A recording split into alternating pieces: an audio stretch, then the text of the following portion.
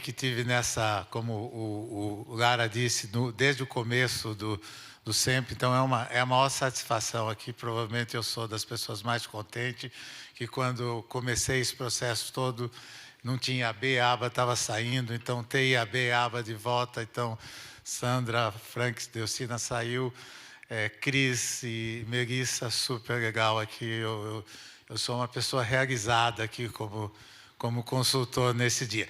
E agora, para a gente fazer, vamos falar de coisas difíceis, né? Então, o que a gente vai falar aqui é sobre fake news, desinformação, discurso de ódio e etc. E num instante que está mais quente impossível, né? Uma lei iminente, discussão no Congresso, audiência no Tribunal, no Supremo, e todas essas discussões aqui. Eu não preciso nem introduzir o assunto, que certamente vocês leram todas os idos e vindas, as alternativas, e certamente aqui a gente, graças a Regina, aqui montamos um painel bastante eclético, com pontos de vistas, eu diria, vocês vão perceber, bastante diferente para ouvir os vários lados. E, no fundo, o que a gente está pensando aqui é se tem ali uma solução que é uma solução boa do ponto de vista de ter uma regulação até um determinado ponto, do mercado se autorregular, em seguida, se essa combinação é uma combinação que, ao mesmo tempo, é equilibrada e tem resultado. Então, a gente vai fazer 5 minutos aqui, a gente tem 2 advogados, eu vou me permitir te chamar pelo primeiro nome, vou retirar o doutor aqui, e o meu amigo Paulo aqui. A gente vai começar aqui com o Paulo aqui, que é a plataforma, que tem uma base de anunciante, que entende bastante, vive o mercado publicitário, e aí a gente vai para os advogados. Então, 5 minutos para cada um, para apresentar o tema, dar a sua opinião, e depois aqui eu tenho perguntas bem, assim, eu diria, provocativas aqui na sequência. Então, Paulo, por favor. Obrigado, Silvio. Obrigado. Boa tarde a todos. Prazer estar aqui. Obrigado ao SEMP pelo convite. Parabéns novamente pela iniciativa. E eu acho que realmente, como você falou, é uma discussão muito presente, a questão de fake news.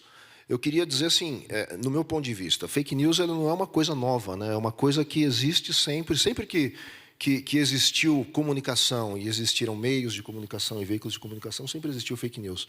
Eu acho que o que mudou agora é a intensidade e o quanto as novas tecnologias amplificam os conteúdos de não tão boa qualidade como a gente via antes, né?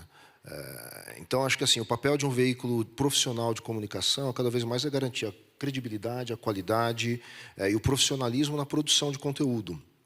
E nesse momento, eu acho que é atuar com todos os outros participantes desse mercado, que são o quê? São anunciantes, que têm uma responsabilidade muito grande também, porque, no final, eles que deveriam decidir, deveriam controlar onde a marca deles está sendo associada, né? Ou seja, a marca vai falar com o público, tem que ser também através de um veículo, através de uma comunicação de credibilidade. Isso daí é uma responsabilidade muito grande também do anunciante. Uma outra frente também importante dessa discussão são as plataformas, que, como eu falei, as novas tecnologias e as novas plataformas que deu voz e deu amplitude para todas as pessoas que estão hoje produzindo conteúdo, desde pessoas como também veículos que não têm tanta qualidade de produção de conteúdo. Hoje esse conteúdo ele é disseminado muito rapidamente, então as plataformas têm a sua parcela de responsabilidade também, e é muito importante o diálogo e envolvimento de todos esses stakeholders nessa discussão, e também quem consome o conteúdo. Eu acho que as pessoas têm que ter uma certa responsabilidade no sentido de discernir e diferenciar o que é um conteúdo de credibilidade do que é um conteúdo que precisa ser mais apurado. Então, acho que passa até por uma educação na sociedade de consumo, de como é produzido o conteúdo, como é produzida uma matéria jornalística, como é produzida uma matéria de entretenimento, como é produzida uma notícia, como essa notícia chega até o consumidor final, e as pessoas têm que saber que é necessário haver todo um processo de produção desse conteúdo, processo de apuração, de verificação, de qualificação desse conteúdo, para aí sim esse conteúdo poder ser distribuído e divulgado. Então, eu acho que é uma discussão que envolve todas essas frentes, né, da sociedade, E agora estamos num momento premente aí de discussão da regulamentação também dessa frente, né, da desinformação perante todos esses interessados, ou seja, veículos, plataformas, consumidores e anunciantes. Então, acho que eu acredito muito numa autorregulamentação. Nós estamos hoje num fórum de autorregulamentação aqui, do mercado publicitário, e eu acredito que a gente desenvolvendo ferramentas de autorregulamentação, a gente vai conseguir ter sucesso, como a gente teve no próprio mercado publicitário, através do CONAR, por exemplo, que é um órgão de muito sucesso na regulamentação da publicidade. Eu acho que a gente tem que ter também uma autorregulamentação na produção e distribuição de conteúdo, de forma que impeça a divulgação de conteúdos de baixa qualidade, que pode impactar pessoas e marcas, principalmente. Essa é a minha... Não, Paulo, obrigado. Você trouxe, acho que um ponto importante, que é a participação dos anunciantes nesse processo. Os anunciantes são, de certa forma, afetados quando controlados os seus anúncios, mas também são, vamos dizer, pode ser árbitro ali e ajudar nesse processo de moderação. Ricardo, você, da sua experiência alemã, europeia, DSM, DSA, conta para nós o que você está vendo aqui no Brasil, o que você acha que o Brasil poderia fazer bem feito.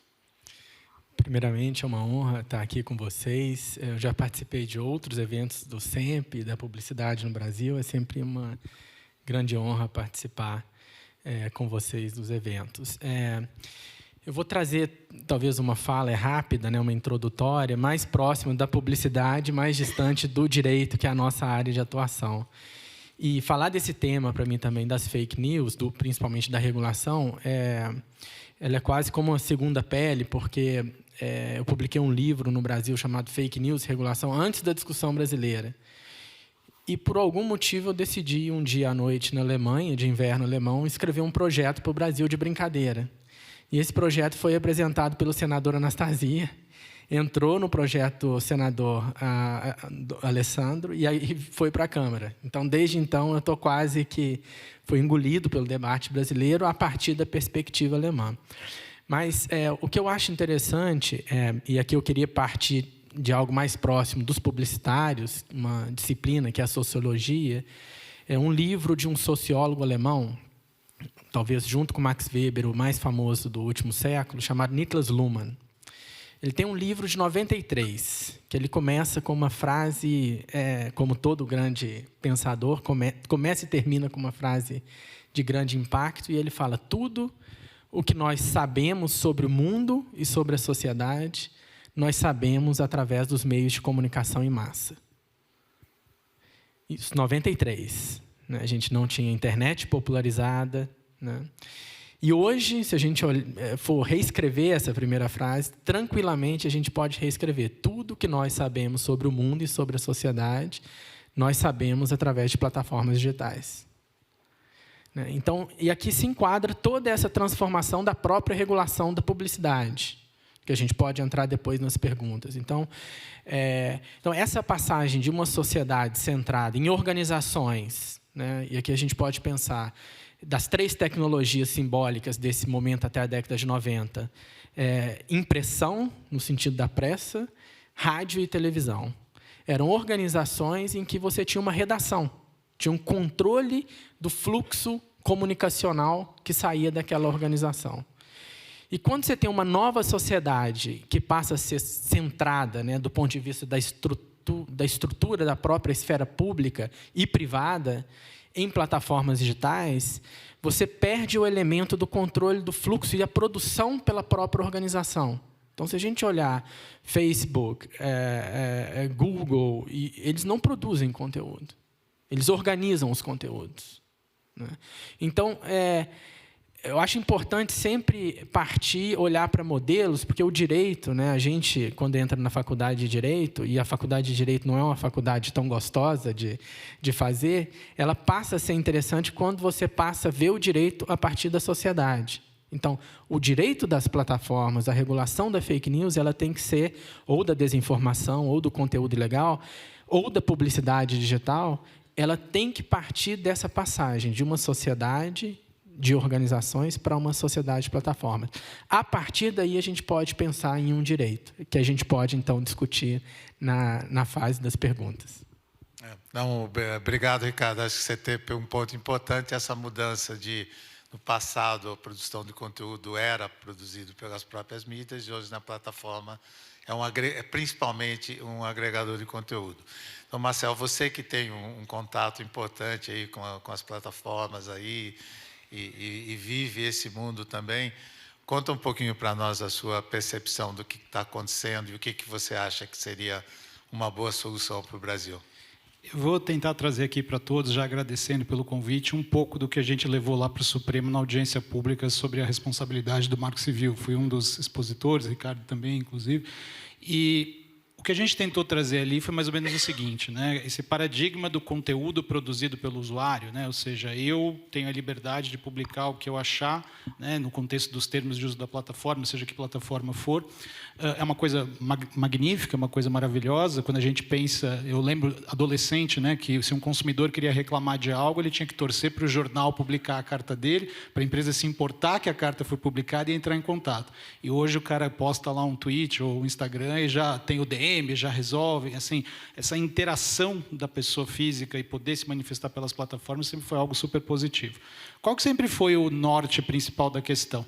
Onde a gente traça a linha na subjetividade do conteúdo, se eu não sei ilegal, se eu não sei fake news, e como que o anunciante lida com isso.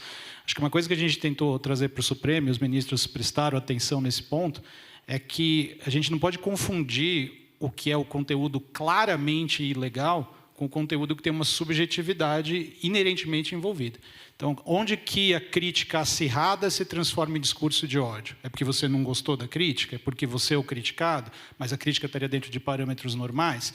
Acho que a grande dificuldade, e isso o Supremo deixou muito claro nesses debates, é justamente onde a gente traça a linha. Porque a gente tem que tomar o cuidado, a gente precisa resistir à tentação de presumir que retirar conteúdo rápido é uma coisa necessariamente boa, de que o conteúdo apontado como ilegal automaticamente é ilegal, porque realmente não é isso, né? Países que foram por esse caminho acabam até correndo um risco de censura e outros problemas que o Brasil já viveu.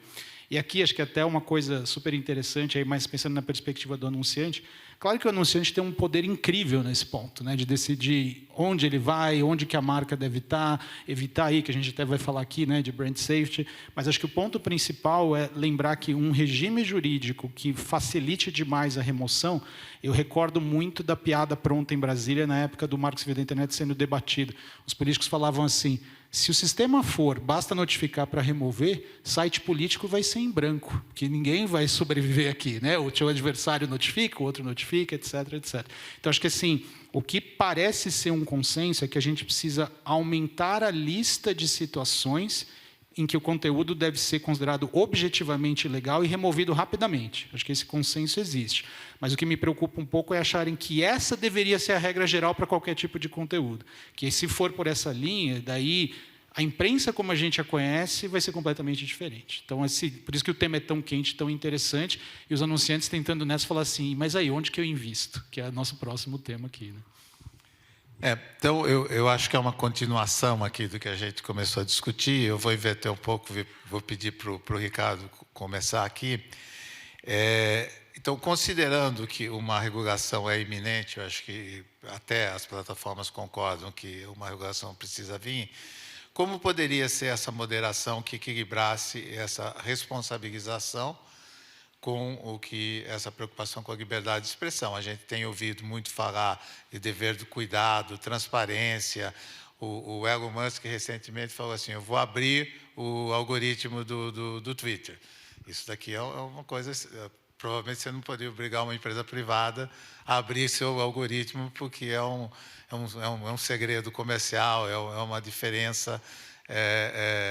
mas como é que a gente poderia fazer, até onde a gente vai, processos, definir estritamente o que é fake news, o que é discurso de ódio, caso a caso, você teria que fazer uma bíblia.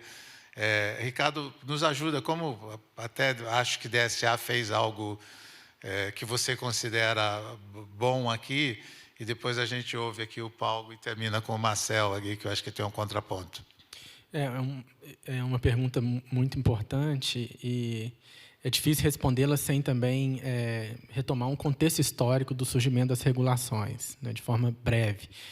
Essa passagem do publisher pelo terceiro que publica, né, pela plataforma, né, foi o tema central do debate americano na década de 90. Né? A gente teve 2 casos importantes decididos na década de 90, de forma díspara, e criou uma insegurança jurídica. O Congresso americano criou uma regra, que agora ela ficou famosa, até tem na imprensa, que é a seção 230 do CDA, que ela não trata os serviços digitais como publisher, né, e dá uma imunidade vasta. A ideia foi o quê? Um compromisso de 2 senadores americanos com as 3 grandes serviços digitais da época, a OL, CompuServe e Prodigy, que falaram, olha, a gente vai dar uma imunidade, porque a gente vê aqui na internet uma possibilidade de transformação, inovação, não dá para regular, né, sem saber onde está o dano, né? E vocês vão fazer moderação. Vocês vão limpar do jeito, né, que vocês acharem mais conveniente, mas de uma forma que também seja conveniente para a sociedade. Então, esse primeiro momento da regulação foi o fomento da autorregulação dos próprios serviços digitais. Eles vão fazer a moderação. E o direito blindava a evolução da economia digital. Esse modelo entrou em crise. Brexit, Cambridge Analytica.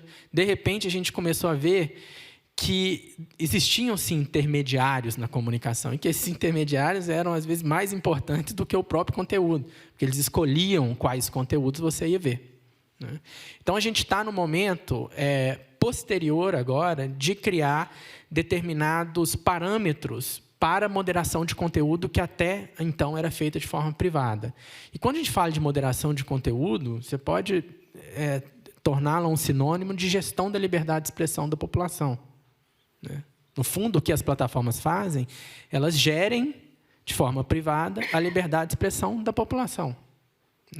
Então, a moderação de conteúdo, ela ganha agora um novo... Né, esse foi um ponto da minha fala também no Supremo ontem. Eu falei da Alemanha, cheguei hoje cedo aqui, no Supremo, na audiência pública, é que o mundo está em outra fase. O Brasil tem um artigo 19 que criou uma forma de blindagem brasileira bem simples, que fala, olha, o judiciário é que vai decidir, o resto é moderação privada, né? Aí tem uns casos específicos, umas situações específicas que tem que ter na decisão judicial. Se a gente perguntar aqui nesse palco, qual cidadão comum entraria na justiça para remover um conteúdo?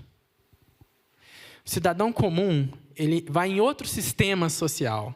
Ele vai para a transcendência da religião, ele vai para o sistema de saúde, então um antidepressivo, mas dificilmente ele entra na justiça. Então, o Brasil cria uma regra de um acesso formal, mas não um acesso material à justiça. E agora, a evolução que começa na Alemanha, com a lei alemã, que chama Netzwerk des Durchsetzungsgesetzes, em 2017, e que vira os pilares hoje do regulamento europeu, que está influenciando o PL 2630, é que a própria plataforma está na melhor posição, nessa economia digital, para a defesa imediata de direitos. O judiciário ele fica numa segunda posição, pode entrar a qualquer momento, mas a plataforma tem que ter, se eu abrir meu celular aqui e entrar no meu YouTube da Alemanha, eu consigo entrar com uma queixa, um mini processo judicial em que eu falo, olha, esse conteúdo é ilegal por violar tal e tal critério. E aí a plataforma tem que me mandar um e-mail falando se aquele conteúdo deve ser removido ou não. Olha o ganho de transparência, que até então você não sabe por que é removido ou não. Então, a gente está no segundo momento da moderação de conteúdo, uma passagem, e aí tem elementos importantes dessa zona cinzenta, quando você não sabe que é completamente legal. Por exemplo, na Alemanha existe uma instituição que chama autorregulação regulada, é uma autorregulamentação, em que quando a plataforma não sabe que é manifestamente legal, pornografia infantil ou algo ilegal, ela envia para uma instituição independente e essa instituição emite uma decisão. E é composta por jornalistas, profissionais do direito, da educação, uma decisão de 1 página e meia, que cria, na verdade, a longo prazo, essa instituição chama FSM, está na internet, as decisões publicadas. Então, você começa a criar gera um conhecimento sobre o parâmetro da liberdade de expressão dentro da internet, que o judiciário, depois, no segundo momento, pode até decidir melhor do que no sentido brasileiro, que são casos esparsos, que o judiciário decide de forma quase descontrolada. O próprio Toffoli mencionou ontem essa possibilidade de uma autorregulação, que não fosse autorregulação só da empresa em si, mas uma autorregulação da comunidade, citou até o CONAR como exemplo. Era uma das perguntas aqui, mas você já antecipou. Paulo, por favor. Não, eu concordo. Eu acho que, realmente, você deixar todo esse poder de decidir o que é passível de veto na mão de um só agente, ele é muito perigoso. Então, eu acredito muito num colegiado de todos os envolvidos aí para decidir isso daí. Mas eu acho que uma outra coisa muito importante também que tem que ser levada em consideração é quem se beneficia, né, da desinformação. Hoje a desinformação cada vez mais ela cresce, por quê? Porque tem muito se beneficiando disso, está sendo muito monetizada a desinformação. Então, eu acho que também entender quem está patrocinando, quem está financiando e quem está se beneficiando dessa difusão de informações dúbias. E aí, quando eu falo desinformação, estou falando da desinformação mesmo, não é aquela coisa que pode incomodar alguém, é aquela coisa que é falsa, que é errada, é um conteúdo, uma notícia, uma matéria falsa, realmente. Isso que tem que ser combatido e tem que ser entendido quem se beneficia disso daí. Eu acho que a melhor forma da gente regular isso daí é tirar os mecanismos dessas entidades e desses financiadores se beneficiarem de uma informação falsa que pode prejudicar muitas pessoas, né? Marcel, por favor. O debate é tão complexo pelo aspecto de que, às vezes, o principal interessado é quem está disseminando o conteúdo ou de maneira ostensiva ou de maneira sorrateira, né? Acho que a gente sabe das redes aí que disseminam conteúdo, sabe-se lá de onde que vem, mas vamos lembrar que a gente está num país em que você tinha antivacina no Congresso, você tinha gente até outro dia em sessão plenária do Congresso Nacional atacando a integridade das urnas, então colocando em xeque, né, se a urna era confiável ou não, e nós estamos falando de parlamentares que, surpresa, surpresa, têm imunidade parlamentar, então dizem o que quer. Então, assim, o fenômeno fake news, né, eu ouço um pouco do que foi dito aqui e acho que a gente não pode perder de vista a escala, né? Quando se coloca, poxa, tem que facilitar a remoção, o judiciário seria o segundo caso, ele já é, né? Assim, basta ver os relatórios de transparência das plataformas, assim, a volumetria de casos voluntariamente retirados pelas plataformas é uma ordem de magnitude muito maior do que o que realmente deságua no judiciário. Inclusive, as plataformas trouxeram isso nas suas apresentações junto ao Supremo.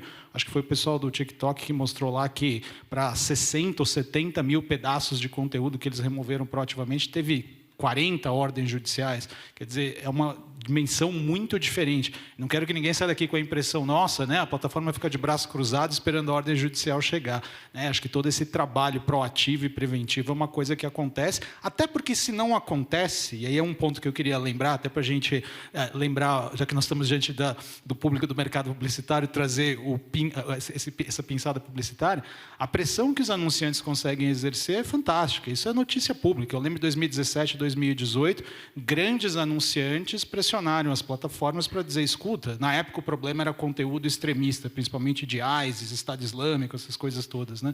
Ou vocês dão o seu jeito aqui, ou eu vou suspender anúncio. E chegaram a suspender anúncio por alguns momentos, né? Então, assim, eu gosto muito de ver que essa solução passa pelo que foi sugerido aqui. Poxa, onde está o incentivo financeiro? Eu estou sendo omisso e eu estou ganhando com isso? Então, vamos pressionar essa omissão. E garanto para vocês, até por trabalhar com essas empresas, fui do Google 8 anos e tudo mais, assim, às vezes tem muito mais pressão essa questão econômica do que, às vezes, a legislação até ser debatida, discutida. Isso é o óbvio para todos nós. Então, acho que esse contraponto ele é importante, porque eu não queria que também ficasse a impressão de que, nossa, só pela via judicial é que a remoção de conteúdo acontece. A lei, inclusive, não fala isso. A lei ela fala que a remoção forçada acontece dessa maneira, mas, em momento algum, a plataforma fica esperando ou proibida de agir. E acho que o que está sendo discutido hoje é justamente isso. Vamos, então, melhorar, vamos regular quando que essa ação é realmente obrigatória? Vamos tirar um pouco dessa liberdade de decidir quando é conveniente? Eu acho que esse é um consenso, eu acho que nenhuma empresa seria contra isso, desde que haja critérios objetivos. Só comento uma coisa super rápida, que é o seguinte: logo que o Marco Civil da Internet foi aprovado, claro que teve os descontentes com essa solução, e até hoje, né, tem um projeto de lei, para quem quiser pesquisar, o 180 de 2014, tinha como proposta alterar o Marco Civil da Internet para dizer o seguinte: tem que ser removido sem ordem judicial qualquer conteúdo que viole a dignidade da pessoa humana. Ponto. Para quem não é da área jurídica, gente, dignidade da pessoa humana é tipo o super trunfo, é tipo o zap, é tipo assim, o cheque em branco do mundo jurídico. Você argumenta que algo viola a dignidade da pessoa humana e pronto. E você encontra em debates constitucionais gente pró-pena de morte, anti-pena de morte, gente pró-aborto, anti-aborto, gente pró-isso, pró-aquilo, com o mesmo fundamento, dignidade da pessoa humana. Então, eu acho que o medo é a subjetividade da solução. É mais ou menos por aí. Bom, o nosso tempo acabou aqui. Eu vou fazer só uma pergunta final, aí pedir de provocação, senão a Regina expulsa a gente daqui. Esse tema aqui mereceria pelo menos aqui mais meia hora, uma hora de discussão, que ainda teria, que até no Supremo levou uns 5, 6 dias aqui para poder fazer. Mas o que eu faria aí, imaginando o futuro. Nós temos o ChatGPT, e a questão é, nós temos uma regulação que consegue, vamos dizer, cobrir agora e o futuro próximo. Se a gente, recentemente, uma organização chamada NewsGuard, que é um watchdog, provocou o ChatGPT para ele propagar notícias falsas, e depois de provocar 2 ou 3 vezes, tanto a versão 3 quanto a versão 4 propagou notícias falsas e complementou ali a história que ele estava contando. Quando você olha alguma coisa que é uma inteligência artificial ali, que você não sabe a fonte, às vezes pode até substituir processos de busca, e você não sabe a quem responsabilizar por tirar, porque aqui está... como é que a gente faz aqui, e aí um minutinho só para cada um, antes que nos expulsem, como é que a gente faz para a legislação ser ampla o suficiente para a gente não precisar mudar o ano que vem e pegar esses negócios de inteligência artificial? Marcel, você primeiro, a gente vem para cá. Tá legal. Vamos lembrar que o ChatGPT, ele é um modelo de linguagem, né? Ou seja, ele parece inteligente, ele cospe para a gente de volta informações que para a gente parecem incrivelmente pensadas e inteligíveis, e tudo que você está enxergando a partir de um input que você enviou, ele solta um output. Ele não é, obviamente, um instrumento que viabiliza consulta a informações, ele não busca a internet, ele é treinado a partir de um modelo. E aqui eu resumo a minha fala com o mantra da informática, que é o GIGO, né? Garbage in, garbage out. Você está trabalhando com informação errada na origem, não tem como o output dessa análise ser algo bom. Eu já fiz esse teste. Eu cheguei em casa de Brasília, meu filho estava me zoando. Sabia que você é formado por Paris e Tóquio? Eu falei, de onde você viu isso? O ChatGPT falou lá, Marcel Leonardo, advogado conhecido de direito digital e não sei o quê. Mas eu não sabia que tinha estudado no Japão, papai. Eu falei, poxa, nem eu, né? Brincando. Onde que você viu isso? No ChatGPT. Aí eu expliquei para ele basicamente o que eu estou dizendo aqui. Da onde fizeram essa associação? Não faço a menor ideia, né? E é uma coisa que você fala, poxa, como isso é preocupante. A regulação de AI, no entanto, ela precisa passar realmente por esse pensamento super crítico, é a nossa grande fronteira final, no sentido de que onde a gente traça a linha sem travar a inovação e correndo esses riscos. Nisso eu acho interessante a proposta europeia, de olhar o que eles consideram os riscos inaceitáveis e o que é mais ou menos trabalhável. Mas esse é um tema que daria não para um painel nem 1 minuto, para dias e dias de discussão. Ricardo. De forma direta, a regulação discutida hoje, logicamente, não conseguiria regular esses novos desenvolvimentos, por um simples motivo. O que eu chamei aqui de sociedade de plataformas, né, que é o objeto da regulação do PL 2630 ou do DSA, parte do pressuposto que o conteúdo é produzido por terceiro. O ChatGPT, ele produz o conteúdo. Então, ele já está fora dessa regulamentação. O que eu vejo como tendências futuras até para inteligência artificial, que é um capítulo pouco debatido até do regulamento europeu, que está influenciando o brasileiro, eu acho que a tendência em âmbitos complexos é um fomento de processos de auto-organização, autorregulamentação, e, no caso de IA, vai ser processo de certificação. Porque há uma assimetria de conhecimento muito grande entre o regulador e a sociedade privada. A A sociedade privada tem um conhecimento muito mais dinâmico do que o próprio regulador.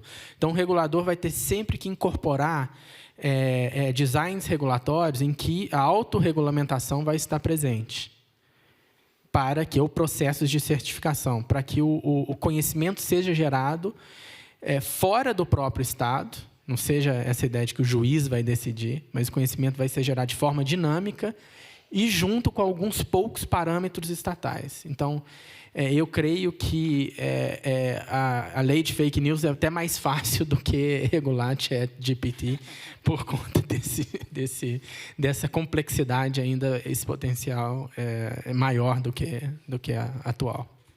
Paulo, o UOL já deve estar usando, então você... Não, já estamos evoluindo bastante nisso. Mas eu acho que, nesse caso, e como nós estamos aqui num fórum de publicidade, né, a resposta para isso daí também no meu ponto de vista, é muito simples. As pessoas buscam conteúdo de qualidade. Se o conteúdo ele não é bom, se o conteúdo é errado, fala que você se formou em Tóquio e não se formou em Tóquio, as pessoas, aos poucos tempos, vão perceber que isso daí é ruim. E, naturalmente, os anunciantes também não vão querer se associar a um conteúdo de baixa qualidade. Então, passa pelos agentes, novamente, a autorregular isso daí, enquanto veículo, por exemplo, o que nós já fazemos, a gente já faz verificação de conteúdo para plataformas, inclusive, é um serviço que o UOL presta para várias plataformas.